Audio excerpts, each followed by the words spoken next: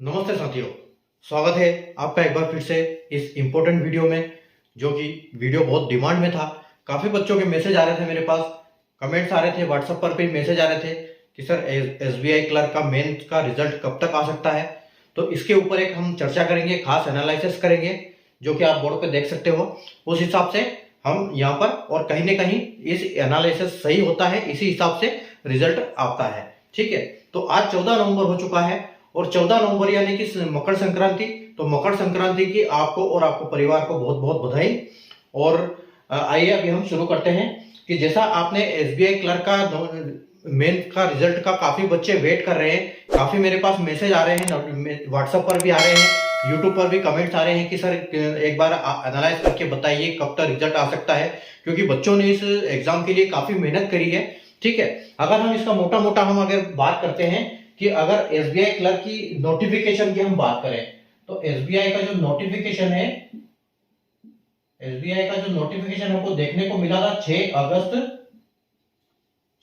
2025 को इसका नोटिफिकेशन हमको देखने को मिला था। ठीक है, नोटिफिकेशन इसका 6 अगस्त 2025 को आया था, जिसका अगर एप्लीकेशन फॉर्म की बात करें कि एप्लीकेशन फॉर्म जो थे इसके 6 अगस्त से लेकर 26 अगस्त तक इसके फॉर्म भरे गए थे।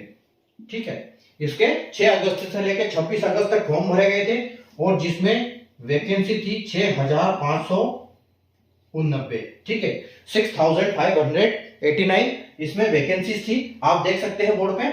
और जिसका प्री एग्जाम आप लोगों ने दिया था, जो प्री एग्जाम हमने दिया था इसका, वो दिया था हमने 20, 21 और 27 सितंबर 2025 को हमने इसका प्री का एग्जाम दिया था। ठीक है, जिसका जो हम अगर रिजल्ट की बात करें, इसका जो रिजल्ट था, प्री का जो रिजल्ट था, आपको 6 नवंबर 2025 को आपको देखने को मिला था, जिसमें कट ऑफ बहुत हाई गया था। वो बच्चों ने बहुत मेहनत की थी इस बार, इसलिए यही कारण था कि इसका जो कट ऑफ था हाई गया था। काफी बच्चे अच्छे अच्छे नंबर लेके पास हुए थे और बच्चों ने इसके मेंस में भी बहुत मेहनत करी है, मेंस के लिए बहुत मेहनत करी है। यही तो, और इसी कारण बच्चे इंतजार कर रहे हैं कि कब हमारा मेंस का रिजल्ट आता है और कब हम इसमें सेलेक्ट होते हैं, कब हमको ज्वाइनिंग मिलेगी। लेकिन मैं यहाँ पर एक बात आपको बता देता हूँ, क्योंकि इसमें वैकेंसी का 10 गुना प्री में क्वालिफाइड हुए थे, तो ये तो क्लियर है कि 10 में से एक बच्चा सेलेक्ट होगा, बाकी 9 बच्चे इसमें आउट हो जाएंगे।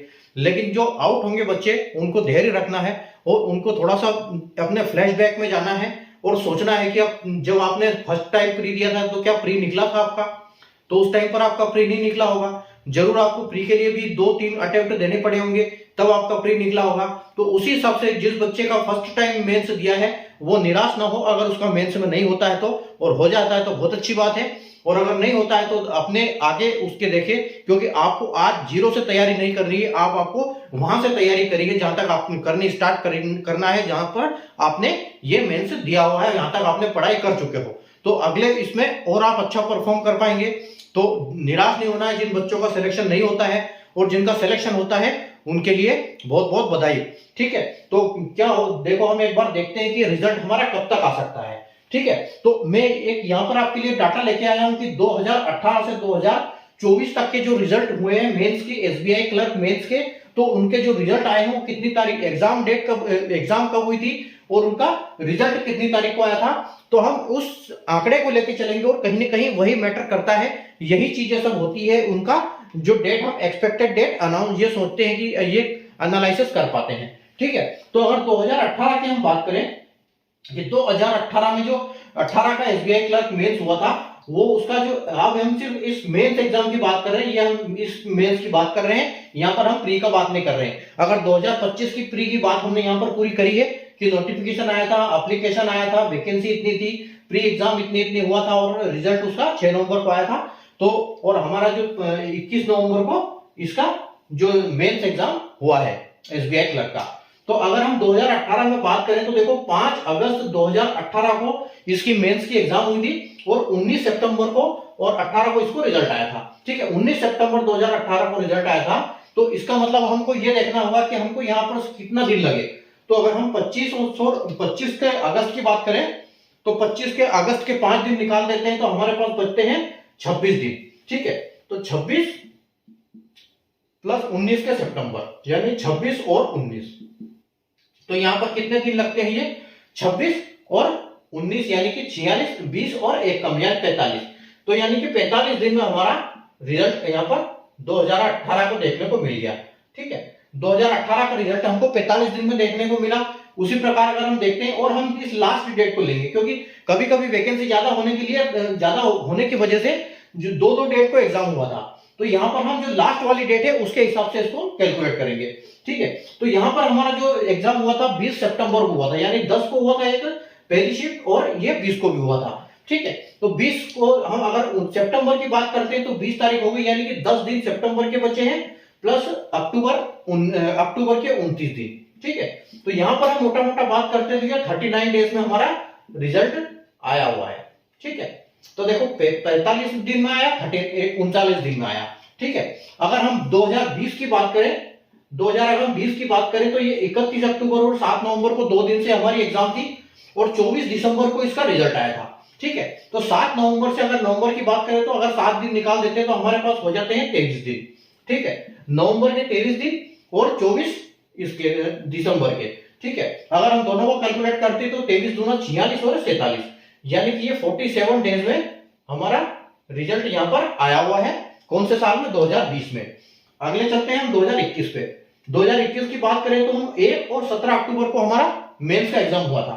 ठीक है, और 16 नवंबर को इसका रिजल्ट आया था।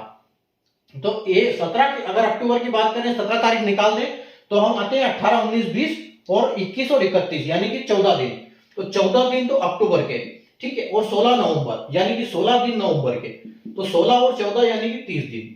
ठीक है, तो आप देखो कि रिजल्ट कैसे आ रहा है कि 45 में दिन में आया है, 39 दिन में आया है, 47 दिन में आया है, 30 दिन में आया है। अगली बात करते हैं हम 2022 की। तो 15 जनवरी को इसका एग्जाम हुआ था और इसका 10 मार्च को इसका रिजल्ट आया था, यानी कि 15 जनवरी। तो 15 कितना, 15 और 16 दिन, तो जनवरी के 16 दिन, फरवरी के 28 दिन और मार्च के 10 दिन। ठीक है, तो यहां पर अगर हम इनको कैलकुलेट करते हैं तो टोटल कितने दिन बनते हैं, 28 और 6 34, 34 और 10 44 और 54, यानी कि 54 दिन में हमारा यहाँ पर रिजल्ट आया था। ठीक है, यानी कि कहीं भी रिजल्ट ने 2 महीने नहीं लगाए हैं एसबीआई ने। अभी हम अगर बात करें कि 2023 का, तो देखो 25 फरवरी को आया था और 25 फरवरी और 4 मार्च को इसका एग्जाम हुआ था। तो 4 मार्च से अगर हम बात करें तो 4 मार्च यानी कि मार्च के 31 दिन होते हैं, 4 निकाल देते हैं तो 27 दिन तो आपके मार्च के हो गए। उसके बाद 30 दिन अप्रैल के हो गए, उसके बाद आपके मई के 31 दिन हो गए और उसके बाद जून रिजल्ट आया 27 जून को और 27 दिन। ठीक है, यानी कि ये काफी लंबा खींचा और इसका कारण था वो भी मैं आपको बताता हूं। 7 और 7 14 और 1 15 और 5 1 और 2 3 4 5 6 7 8 9 10 11 115 दिन में, 115 दिन में इसका रिजल्ट आया था। ठीक है, तो अगर हम यहां पर बात करते हैं तो 115 दिन में इसका रिजल्ट क्यों आया था, इसके पीछे कारण था, क्योंकि यहां पर मई जून में अगर आपको पता है तो लोकसभा के चुनाव थे और चुनाव की वजह से एसबीआई ने अनाउंस भी किया था कि चुनाव के कारण जो चुनाव का इलेक्शन अभी चल रहा है उसकी वजह से हम रिजल्ट जून में डिक्लेयर करेंगे, और ये अप्रैल में एसबीआई का नोटिफिकेशन आ गया था, यानी कि उसका रिजल्ट अप्रैल में आ जाना था, लेकिन वो रिजल्ट नहीं आया था, वो रिजल्ट जून में शिफ्ट हुआ था, वो इलेक्शन के कारण। तो यहां पर ये जो 115 दिन यानी कि करीब 4 महीने लेने के टाइम लगने के कारण था, वो था इलेक्शन। ठीक है, तो ये मैटर नहीं करता इस एनालिसिस के हिसाब से। ठीक है, अगले हम बात करते हैं 2024 को।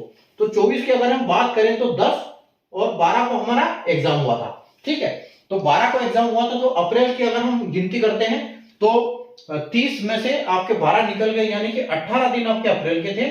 ठीक है, और मई के आपके 31 दिन थे और 11 जून को आपका रिजल्ट आ गया था। 11 जून को जो रिजल्ट है उसका साइन हुआ था, लेकिन जो ये अपलोड है ये 12 जून को हुआ था। ठीक है, तो हम उसी को डेट को लेके चलते हैं 11 जून को, यानी कि रिजल्ट तो आपका डिक्लेयर जो अपलोड हुआ था वो 12 को ही मिला था आपको, लेकिन ये जो साइन है उसका रिजल्ट का वो 11 तारीख का है।